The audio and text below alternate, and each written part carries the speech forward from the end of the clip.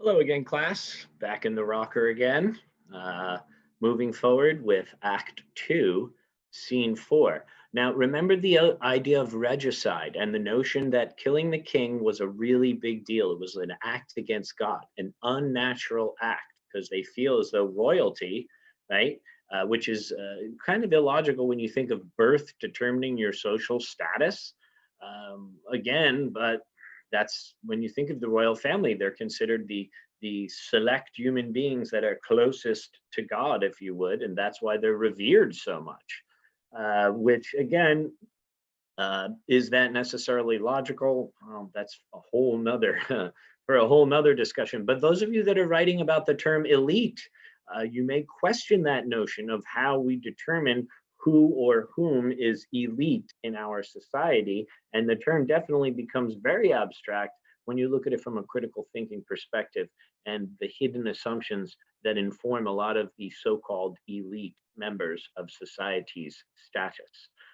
That being said, moving forward with the plot, again, you don't have to write about Shakespeare for essay 3, but I've chosen the readings so that I can highlight how these tragedies, right, these kind of greatest hits, if you would, of Shakespeare, Hamlet, Macbeth, and down the road we'll do Othello, why the characters make these illogical decisions when they choose to let their hubris inform their decision making process instead of logos.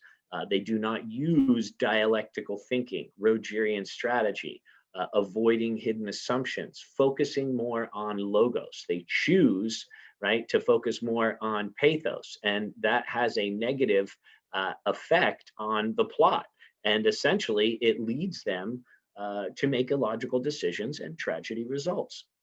So Act 2, Scene 4 opens with Ross and an old man recounting again the chaos that ensued in the evening before. Remember, whenever the witches show up, the idea of thunder and lightning and rain and storming. And that is when nature is violent and tempestuous, we see the unnatural aspects of nature, right? Ross says Duncan's horses, beauteous and swift, the minions of the race, turned wild in nature, broke their stalls, flung out, contending against obedience as they would make war with mankind. Um, and they say they were eating each other. So we have the horses acting in a cannibalistic nature, which is extremely unnatural. So as we kind of move on, Macduff enters, right? And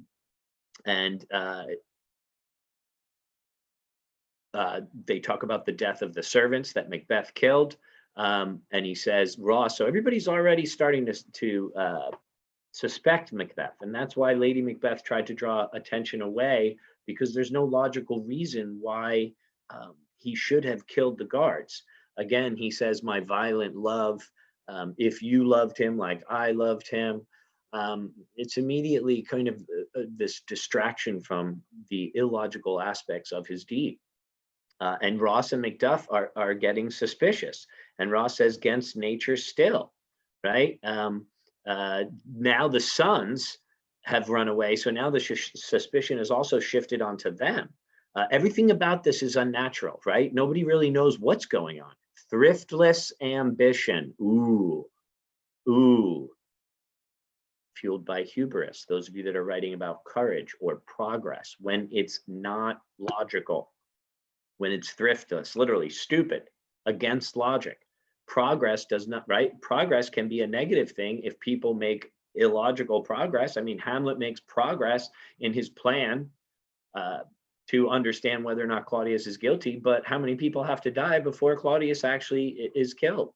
Macbeth makes progress in his plan to kill Duncan, but it's an illogical plan.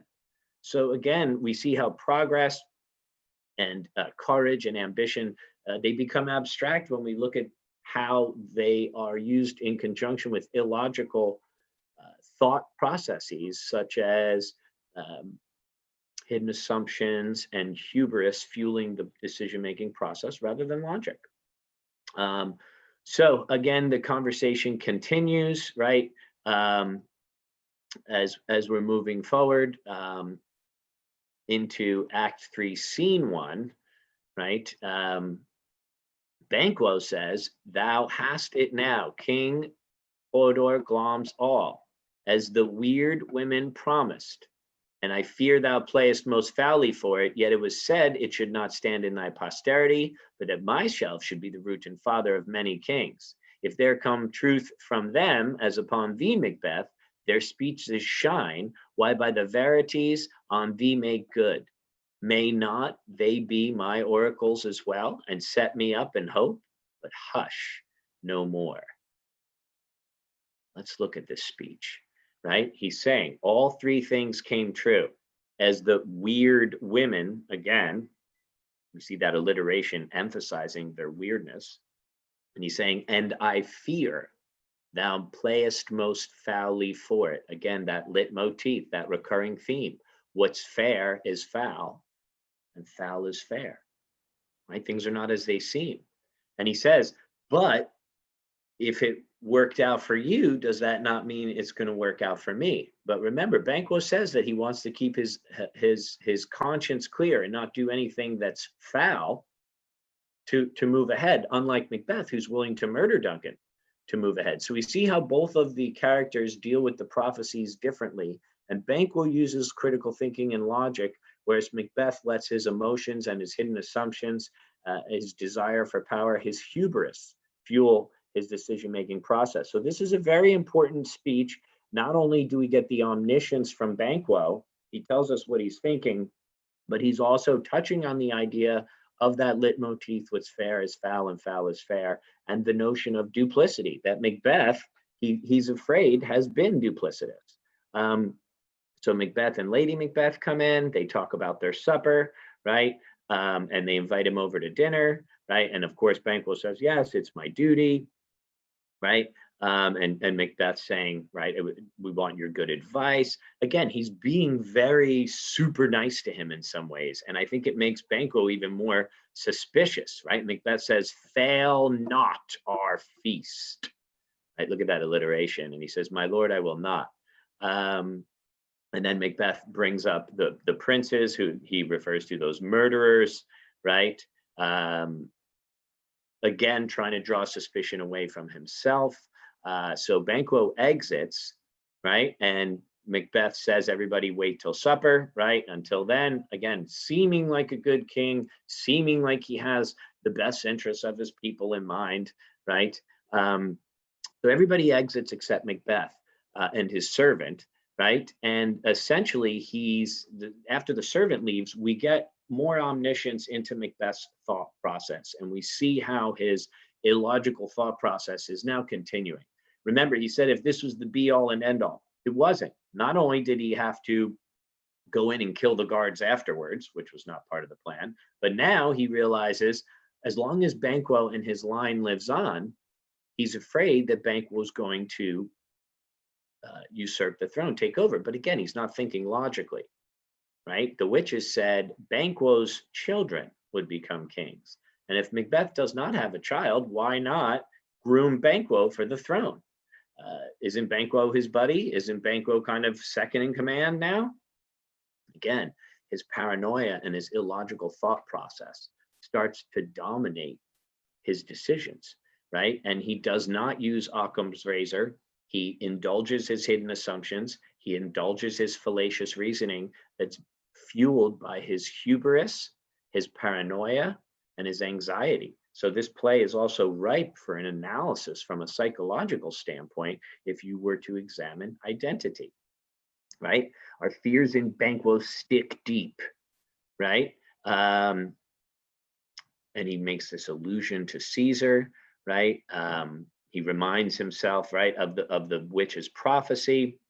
He says, for Banquo's issues have I filed my mind, for then the gracious Duncan I murder. He's basically saying, since no son of mine will succeed, right, I basically did this all for Banquo. Well, aren't you king? What? Right? I put rancors in the vessels of my peace only for them, and mine eternal jewel given to the common enemy of man, to make them kings, the seed of Banquo kings. Rather than so come fate into the list and champion me to the utterance. Who's there, right? So the servant brings the murderers in, and we learn of Macbeth's plot to not only murder Banquo, but to murder Banquo's child, Fleance, too, which is just next level, right? Um, notice how he appeals to the second and first murderers, how they life hasn't been going well for them. So he's able to persuade them to do something illogical in hopes that they can turn around their fortune, right? They're willing to risk their lives. This is a very interesting, persuasive approach by Macbeth. And again, I think we see his fallacious reasoning. But he tries to, right? He this notion of duplicity, that I to your assistance do make love, masking the business from the common eye for sundry weighty reasons. Again, this appearances versus reality, this notion of duplicity. And so as they kind of continue with the description, he then brings up Fleance, and they say, we are resolved, right? And again, they agree. They agree. And what does Macbeth say? It is concluded. Banquo, thy soul's flight, if it find heaven, must find it out tonight. And notice the use of rhyme here. Remember, when Shakespeare has something really important to say, he makes it rhyme for emphasis. And again, we saw how before he killed Duncan, Macbeth had that moment where he says, right, it is a knell that summons thee to heaven or to hell. Again, he's recognizing how serious what he's about to do is.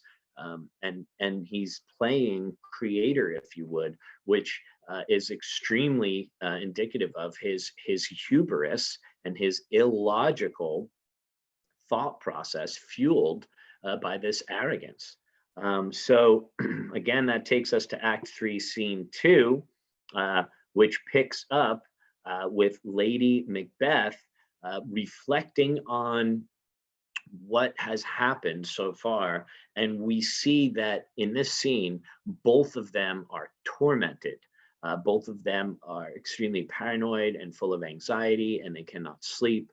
And again, it was not the be all and end all like Macbeth thought. If I just had to kill him and that was it, and there were no effects, I'd do it.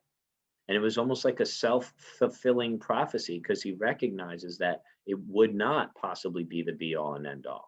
That moment of foreshadowing, that moment of foreboding when he saw the bloody dagger during his soliloquies, both of them, in fact, not just the bloody dagger one, both of his soliloquies in Act 1. So I'm going to pause and pick up with Act 3, Scene 2 here in a little bit. I hope you found this interesting. I hope it's helpful for Essay 3 and moving forward with your analysis of your abstract terms. So as always, let me know if you have any questions. Thanks for watching. Thanks for listening, and stay tuned for Act 3, Scene 2 coming up shortly.